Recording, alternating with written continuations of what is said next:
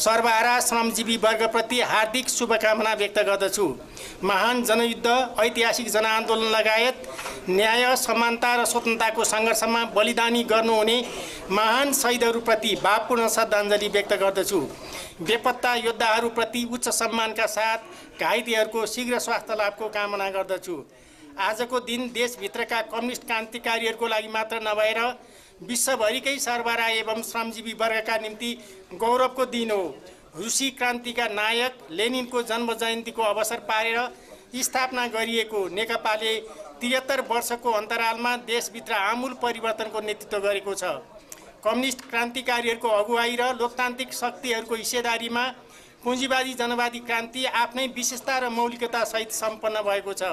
यो देश सामाजिक न्यायमा आधारित समृद्धिको बाटो हुँदै समाजवादी क्रान्तिको पूर्व सन्ध्यामा छ। यो हामी सबै नेपालीहरूको लागि गौरवको कुरा हो।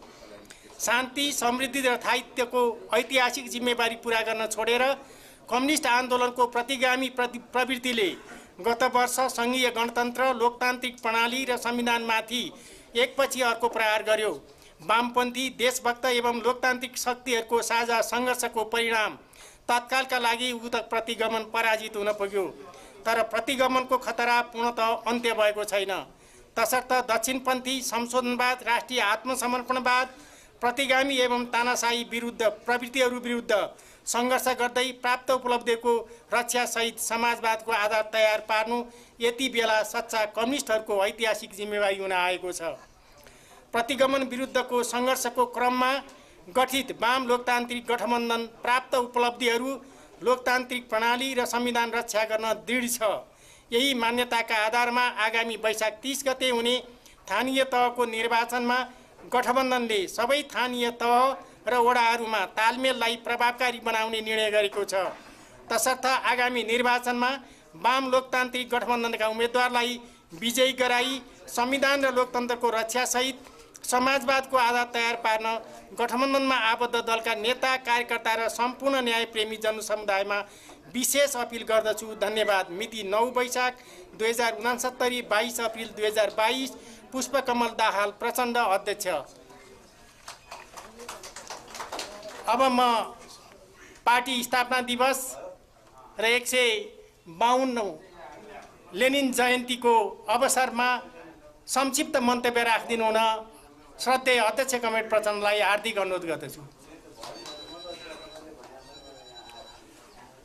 धन्यवाद कमरेड श्रीराम ढकाललाई।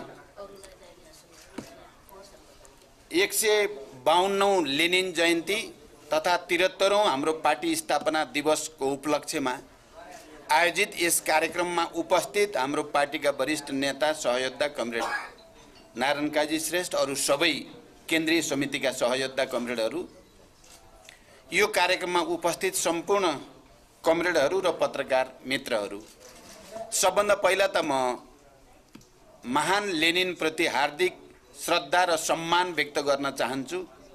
कमरेड लेनिन विश्व सर्वहारा वर्गका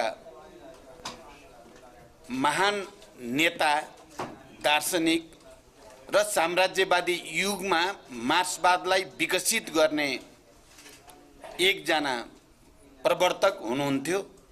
उहाँले नै समाजवादी क्रान्ति सम्भव छ र नयाँ समाज निर्माण सम्भव छ भन्ने कुरालाई व्यावहारिक रूप दिनुभएको थियो र विश्वमा नै कम्युनिस्ट आन्दोलनको र सर्वहारा क्रान्तिको एउटा नयाँ लहर सृष्टि गर्न उहाँको योगदान अतुलनीय, असाधारण रहेको कुरा हामी सबैलाई थाहा छ।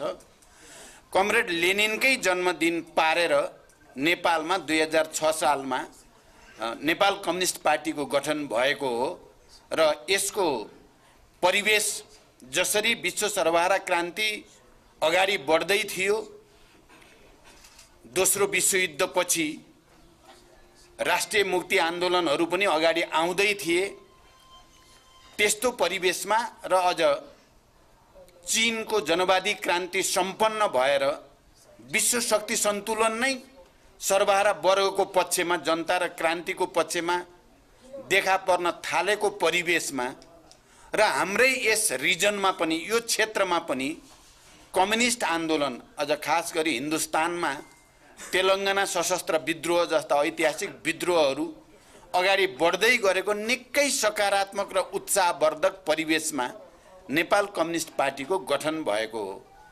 यस अर्थमा एउटा असाधारण क्रान्तिकारी परिवेशमा 2006 मा कम्युनिस्ट पार्टी गठन भयो। म अहिले त्यसको लामो व्याख्यातिर जान चाहन्न। विकासको आफ्नो द्वन्द्वात्मक नियम अनुसार नै यो पार्टीभित्र थुप्रै वैचारिक सङ्घर्षहरू भए, मतभेदहरू भए। अन्तर्राष्ट्रिय कम्युनिस्ट आन्दोलनमा चलेको महाविवादको असर पनि नेपालको कम्युनिस्ट आन्दोलनमा पर्यो र 2019 सालमा तेस्रो महाधिवेशन सम्पन्न भएपछि डिफ्याक्टो पार्टी विभाजित हुन पुग्यो र विभिन्न टुक्रामा तल इलाके स्तरमा क्रियाशील हुने परिस्थिति बन्यो। फेरि पछि विकासकै नियम अनुसार नै र अन्तर्राष्ट्रिय कम्युनिस्ट आन्दोलन र वर्ग सङ्घर्षको राष्ट्रिय र अन्तर्राष्ट्रिय परिवेशसँगै पार्टी पुनर्गठनका विभिन्न प्रयासहरू भए र ती प्रयासहरूमध्ये पनि 3टा प्रयासहरू अलि दीर्घकालीन र रणनीतिक महत्त्वका भए। एउटा कमरेड पुष्पलालले सुरु गरेको पार्टी पुनर्निर्माणको प्रयास, एउटा केन्द्रीय न्युक्लियस मार्फत चौथो महाधिवेशन हुँदै त्यो न्युक्लियसको तर्फबाट अगाडि बढाइएको पार्टी पुनर्निर्माणको प्रयास र अर्को कोअर्डिनेसन केन्द्र र झापा विद्रोह हुँदै पार्टी पुनर्गठनका प्रक्रिया अगाडि आए र त्यो प्रक्रियासँगै कम्युनिस्ट आन्दोलन फेरि उभारतिर नेपालमा अगाडि बढ्दै गयो। चाहे त्यो 36 सालको ऐतिहासिक जनआन्दोलनको क्रम होस् या 46 सालको पञ्चायतमाथि निर्णायक आन्दोलन गर्ने ऐतिहासिक जनआन्दोलनको क्रम होस्, कम्युनिस्टहरूको प्रभाव र भूमिका निकै नै प्रभावकारी हुँदै गयो। त्यसमाथि 46 सालको ऐतिहासिक जनआन्दोलनपछि फेरि एकचोटि पार्टी एकीकरण र पुनर्निर्माणका नयाँ प्रयास र पहल कदमीहरू अगाडि बढे। त्यसमा एउटा त माओवादी धारासँग सम्बन्धित कम्युनिस्टहरूको एकताको प्रक्रिया अगाडि बढ्यो र त्यो प्रक्रियामा एकता केन्द्रको रूपमा हामी अगाडि आयौँ भने अर्कोतिर माले र अन्य पार्टीहरू मिलेर एकीकृत मार्क्सवादी र लेनिनवादी भनेर फेरि अर्को चाहिँ एकीकरणको प्रयासहरू पनि भयो र त्यो प्रयाससँगै परिस्थिति चाहिँ जनताले चाहे जस्तो ढङ्गले अगाडि बढेन। नेपालमा क्रान्ति अधुरै छ, अपुरै छ र नेपाली क्रान्तिलाई नयाँ सिराबाट अगाडि बढाउन जरुरी छ भन्ने सोचका साथ माओवादी जनयुद्धको ऐतिहासिक प्रक्रिया अगाडि आयो भने साथसाथै संशोधनवादका विरुद्ध, अवसरवादका विरुद्ध र प्रतिक्रियावादका विरुद्ध सङ्घर्ष गर्दै क्रान्तिकारी जनआन्दोलन सृष्टि गर्ने प्रयासहरू पनि हुँदै गए। जनयुद्धकै प्रक्रियाभित्र फेरि निरङ्कुशताका विरुद्ध, सामन्तवादका विरुद्ध फेरि पनि सशस्त्र युद्धमा भएका र नभएका पार्टीहरूको बिचमा फेरि सहकार्यको परिस्थिति बन्यो र त्यो सहकार्यको परिस्थितिले नेपालको कम्युनिस्ट आन्दोलनमा एउटा असाधारण प्रक्रिया देखा पर्यो। जनयुद्ध र जनआन्दोलन, शान्तिपूर्ण जनआन्दोलनका पक्षधर र सशस्त्र जनयुद्ध सञ्चालन गरिरहेका पार्टीहरूको बिचमा समझदारी भएर संयुक्त जनआन्दोलन र जनयुद्ध समायोजन गर्ने ऐतिहासिक र अभूतपूर्व प्रक्रिया पनि नेपालको कम्युनिस्ट आन्दोलनमा देखा पर्यो र यो असाधारण प्रक्रियाले नेपालमा केही चिज नितान्त नयाँ बन्यो। मैले अहिले व्याख्या गर्न सम्भव छैन। त्यो भनेको के हो भने सामन्तवादका विरुद्ध पुँजीवादी जनवादी क्रान्ति कम्युनिस्ट पार्टीको मुख्य सक्रियता र नेतृत्वमा अन्य बुर्जुवा पार्टीहरूलाई पनि सहमतिमा लिएर आधारभूत रूपले त्यो क्रान्ति सम्पन्न भयो। यो दुनियाँमा कमै देख्न पाइन्छ। यो क्रान्ति न हामीले विगतमा सोचे जस्तो सामन्तवाद र साम्राज्यवाद विरोधी नयाँ जनवादी क्रान्तिका रूपमा नै सम्पन्न हुन सक्यो, न यो फेरि पुरै पुरानो प्रकारको पुँजीपति वर्गको नेतृत्वमा भएको पुँजीवादी क्रान्ति नै भयो। यो सर्वहारा वर्गको मुख्य नेतृत्व, कम्युनिस्ट पार्टीको मुख्य नेतृत्व, जनयुद्धको मुख्य भूमिका सहित सामन्तवादमाथि निर्णायक प्रहार गरिएको बुर्जुवाहरूलाई पनि एक हदसम्म अंश दिएर सम्झौता गरेर गरिएको नयाँ प्रकारको क्रान्ति भयो। मलाई लाग्छ हाम्रा बुद्धिजीवी साथीहरूले, हाम्रा कम्युनिस्ट आन्दोलनका सबै नेता कार्यकर्ताहरूले यो पक्षलाई गम्भीर रूपले विचार गर्न जरुरी छ। यो हाम्रो ऐतिहासिकता, हाम्रो विशेषता, हाम्रो मौलिकता, हामीले हासिल गरेको उपलब्धिको विशेष स्थितिको बारेमा सबैले चिन्तन मनन गर्न जरुरी छ। अहिले हामी शान्ति सम्झौतापछि, सङ्घीय लोकतान्त्रिक गणतन्त्रको घोषणा भइसकेपछि प्रतिस्पर्धाको तरिकाद्वारा कम्युनिस्ट आन्दोलनलाई समाजवादी दिशातिर लाने कुरा गरेका छौँ र यही प्रक्रियाभित्र हामीले नै माओवादी केन्द्रकै तर्फबाट अब केही दशक सायद नेपालमा शान्तिपूर्ण प्रतिस्पर्धाको राजनीति नै अगाडि जान्छ र वर्ग सङ्घर्ष, राजनीतिक सङ्घर्षहरू नयाँ परिवेशमा अगाडि जान्छ भन्ने विश्वासको साथ हामीले अब कम्युनिस्ट आन्दोलनलाई एकताबद्ध गर्न सक्नुपर्दछ। तमाम वामपन्थीहरूलाई एक ढिक्का बनाएर समाजवादको आधार निर्माण गर्ने कुरातिर लाग्नुपर्छ भनेर हामीले नै प्रस्तावित गरेर वाम गठबन्धन गऱ्यौँ। आम नेपाली जनताले बडो उत्साहको साथ त्यसलाई अनुमोदन गर्यो। हामीले नै कम्युनिस्ट एकता र पार्टी एकताको प्रस्ताव गऱ्यौँ। आम नेता कार्यकर्ताहरूले बडो उत्साहको साथ त्यसलाई स्वागत गर्ने काम भयो। निर्वाचन मार्फत जनअनुमोदित पनि भयो र आम नेता कार्यकर्ताहरूले यो एकता आजको परिस्थितिमा समाजवादी क्रान्तिको तयारीको निम्ति जरुरी छ पनि भनियो। र एउटा ठुलो अर्को एउटा प्रयोग भनौँ, एउटा अर्को फड्को, एउटा अर्को क्रमभङ्ग हामीले गर्यौँ। त्यो सही थियो भन्ने हाम्रो दाबी अहिले पनि छ। हामीले त्यसो गर्नु गलत गरेको होइन। यो राष्ट्रको, हाम्रो वर्गको र कम्युनिस्टहरूको चाहिँ समग्र हितमा थियो। तर एकाध नेतृत्वमा देखा परेको विचलनको कारण, वैचारिक विचलन, सांस्कृतिक विचलन र व्यक्तिवादी विसर्जनवादी चिन्तनका कारणले त्यो महान प्रयोग सफल त हुन सकेन र त्यो महान प्रयोग नै थियो। देशभरिका कम्युनिस्टलाई एकताबद्ध गरेर अगाडि जाने प्रयोग सही थियो। त्यसमा अत्यधिक ठुलो सङ्ख्याको जनताको पनि कम्युनिस्टहरूको पनि समर्थन नै थियो। तर दुर्भाग्य के भयो भने पार्टी नेतृत्वमा जसलाई हामीले प्रधानमन्त्रीको रूपमा अगाडि सार्यौँ, उनमा देखा परेको गैर मार्क्सवादी, गैर कम्युनिस्ट चरित्र र चिन्तनका कारणले, प्रवृत्तिका कारणले पार्टीभित्र अस्वस्थ सङ्घर्षको परिस्थिति बन्यो। मैले त आज पार्टी स्थापनाको दिवसको यो ऐतिहासिक दिनमा ती कुरालाई स्मरण गर्दै गर्दा म के भन्न चाहन्छु, के सम्झाउन चाहन्छु भने म बडो खुसी थिएँ। पार्टीको केन्द्रीय समितिको दोस्रो बैठक चलिरहेको थियो नेकपाको। मैले त्यसको कार्यकारी अध्यक्षता ग्रहण गर्ने र कार्यकारी अध्यक्षको हैसियतले बैठक सञ्चालन गर्ने, दस्तावेज प्रस्तुत गर्ने, निर्णय गर्ने पहल गरेको थिएँ र त्यो 5 दिन चलेको त्यो बैठकले अब यो कम्युनिस्ट एकता सुदृढ भयो, अब नेपाली क्रान्ति नयाँ ढङ्गले जान्छ भन्ने विश्वास के माओवादी केन्द्र पृष्ठभूमिका, के एमाले पृष्ठभूमिका सबै नेताहरूको मैले हेर्दा 90% भन्दा बढी नेताहरूको अनुहारमा उज्यालो थियो। अब नेपालको कम्युनिस्ट क्रान्ति नयाँ सिराबाट अगाडि जान्छ, नेपालको समाजवादी आन्दोलन नयाँ सिराबाट अगाडि जान्छ भन्ने आत्मविश्वास सबैलाई पैदा भएको थियो। तर दुर्भाग्य त्यो सफलता, त्यो उत्साह, त्यो आत्मविश्वास देखेर दक्षिणपन्थी विसर्जनवादीहरू, व्यक्तिवादी र अहङ्कारी प्रवृत्तिलाई त्यो सह्य भएन। केन्द्रीय समितिको बैठकको त्यो सफलता साँच्चै उनीहरूको निम्ति एउटा आतङ्क जस्तो भयो र यो पार्टी साँच्चै एकताबद्ध भएर जाने भयो। यो पार्टीले क्रान्तिकारी चरित्र बोकेर जाने भयो र नेतृत्वको हैसियतले प्रचण्डकै नेतृत्व स्थापित हुने भयो भनेपछि त्यसै बिन्दुबाट निकै ठुलो षड्यन्त्र सुरु भयो। म त्यो स्मरण गर्न चाहन्छु। म सबैलाई त्यो कुरातिर ध्यान दिन आग्रह गर्न चाहन्छु र पार्टीभित्र विवाद हुनु ठुलो कुरा होइन।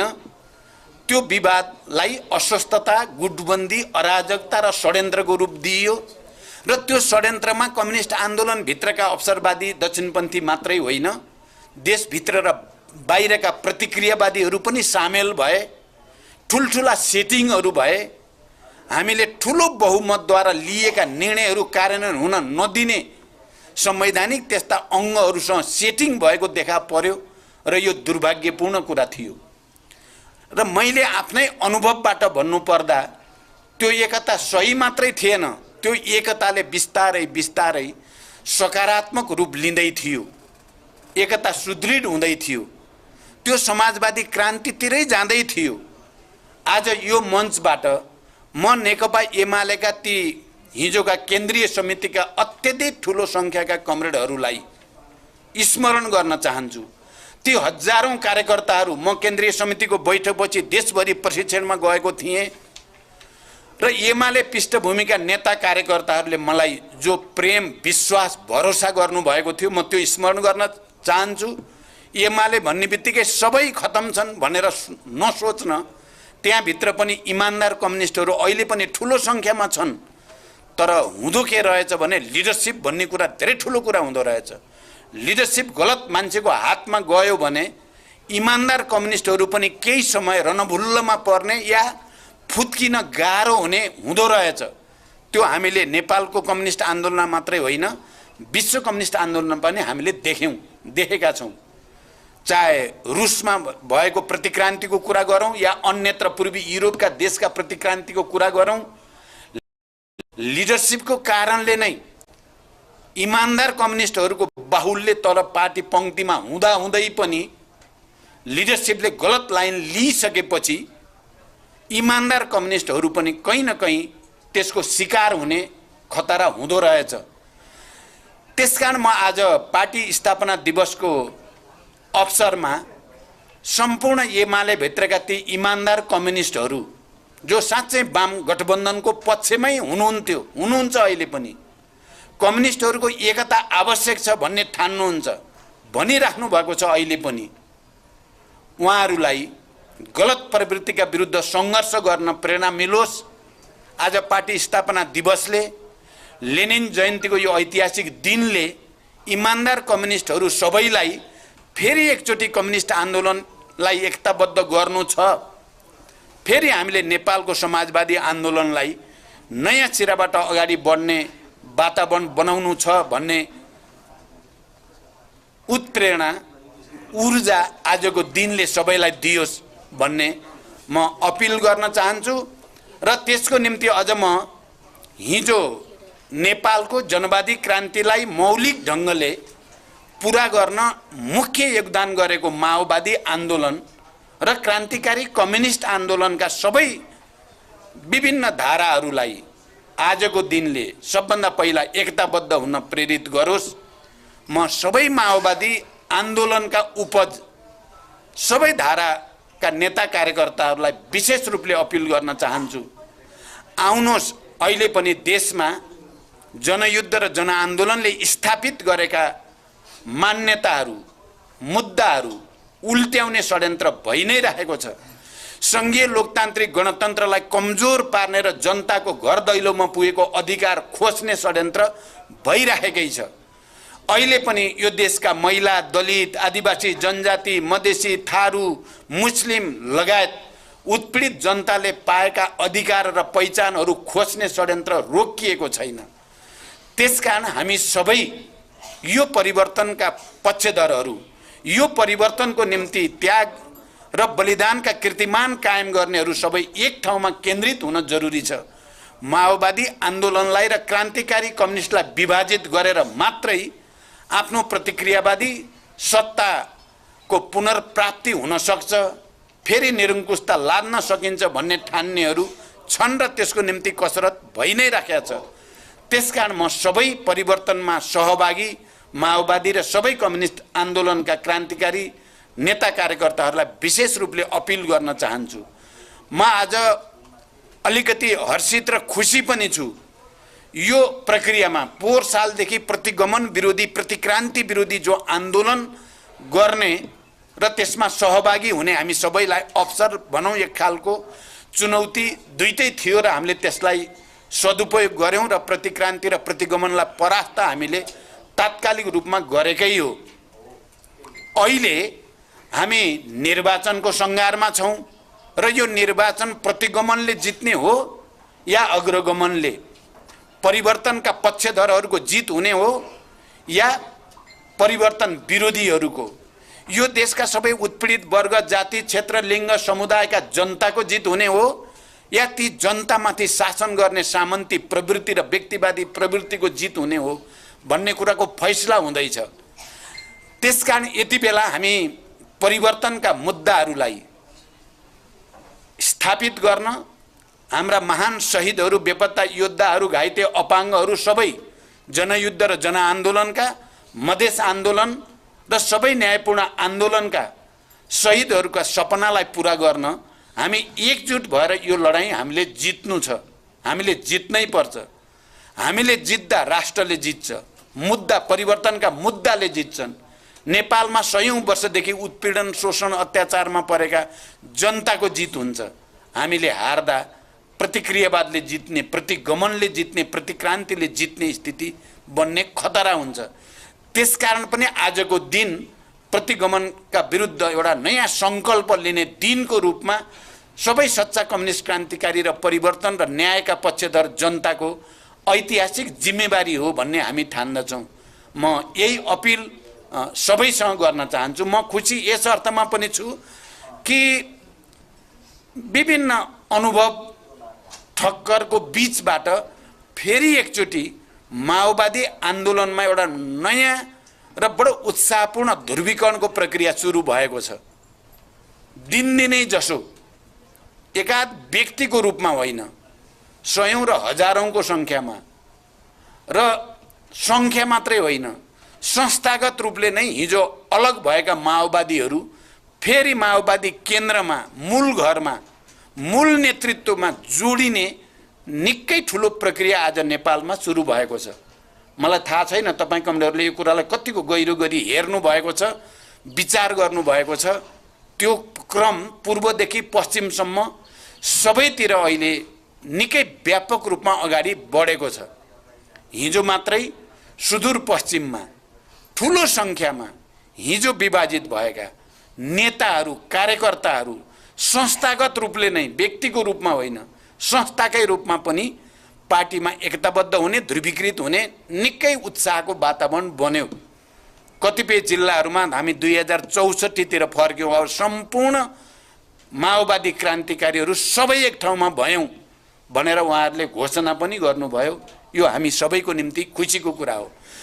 आज यही हलमा पनि चाहिँ हिजो माओवादी आन्दोलनकै क्रममा विकास भएको र विभिन्न ढङ्गले विभिन्न कालखण्डमा अन्यत्र चाहिँ अनुभव गरेर अन्तत माओवादी केन्द्र नै सही रहेछ भनेर चाहिँ अहिले भर्खरै एमबहादुर घरती यहाँ पार्टी प्रवेश गर्नुभयो र उहाँसँगै अन्य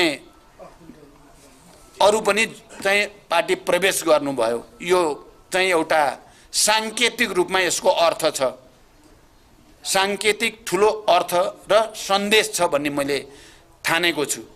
र अहिले हिजो विभाजित भएर गएका बाँकी कतिपय माओवादी समूहभित्र विभाजनको औचित्य पुष्टि गर्न सकिएन। हामीले माओवादी केन्द्रलाई गाली गर्नु गलत भयो, किन गरियो? आज यही प्रक्रियामा, यही निर्वाचनमा, यही शान्तिपूर्ण राजनीतिमा जानुपर्ने बाध्यता हो भने अहिले मैले निकै राम्रो र मार्मिक ढङ्गले साथीहरूले बहस गर्न थालेको सुनेको छु मैले। किन माओवादी केन्द्रलाई गाली गरियो? किन प्रचण्डलाई गाली गरियो? हामीले पश्चाताप गर्नुपर्दछ। हामी माओवादी केन्द्रसँग जानुपर्दछ। हामी प्रचण्ड भएको ठाउँमा जानुपर्दछ र हामीले गल्ती गर्यौँ भन्नुपर्दछ भन्ने बाँकी साथीहरूभित्रका पनि मैले कुरा सुनिराखेको छु। र यो हामी सबै सच्चा माओवादीहरूको निम्ति खुसीको कुरा हो। म यो कुरा पनि सबैलाई जानकारी गराउँदै मैले हिजो कैलालीको एउटा ऐतिहासिक भूमिबाट सबै माओवादी क्रान्तिकारीहरूलाई एकताको निम्ति अपिल गरेको छु। आज पार्टी स्थापना दिवसको, लेनिन जयन्तीको दिन पनि सबैलाई त्यसको निम्ति अपिल गर्न चाहन्छु। हाम्रो निम्ति इतिहासमा एकचोटि फेरि अवसर आएको छ, यो अवसर गुम्न दिनु हुँदैन। हामी एक ढिक्का भएर निर्वाचन अभियानमा जानु छ र यो परिवर्तनको निम्ति त्याग र बलिदानका कीर्तिमान कायम गर्ने हाम्रा महान शहीदहरू, बेपत्ता योद्धाहरू, सबै क्रान्तिकारीहरूका सपना पूरा गर्ने अवसरको रूपमा हामीले यसलाई सदुपयोग गर्नुपर्दछ।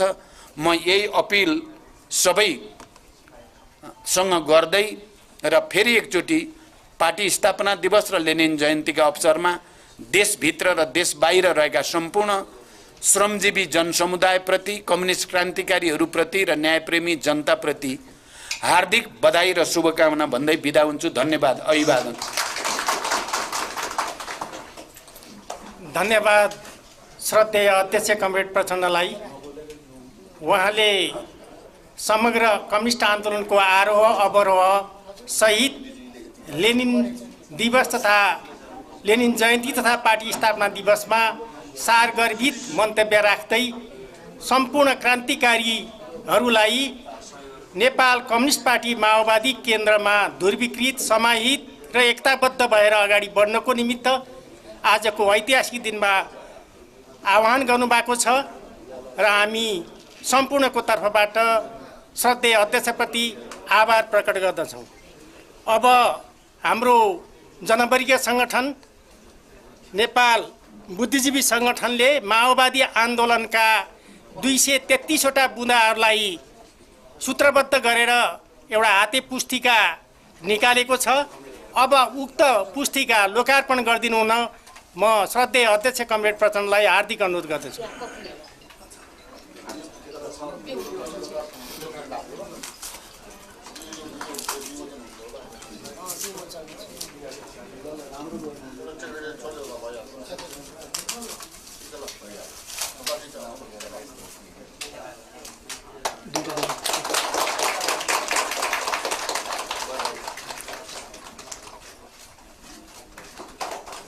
अब यो विमोचन, यो पुस्तिका विमोचन तथा लोकार्पणको काम पनि सम्पन्न भइसकेको छ। यो हाते पुस्तिका अब बुद्धिजीवी सङ्गठनका साथीहरूले उपस्थित कमरेडहरूलाई वितरण गर्नुहुनेछ र आजको यो पार्टी स्थापना दिवस र 152औं लेनिन जयन्तीको कार्यक्रम यही समापन भएको घोषणा गर्दछौँ। धन्यवाद।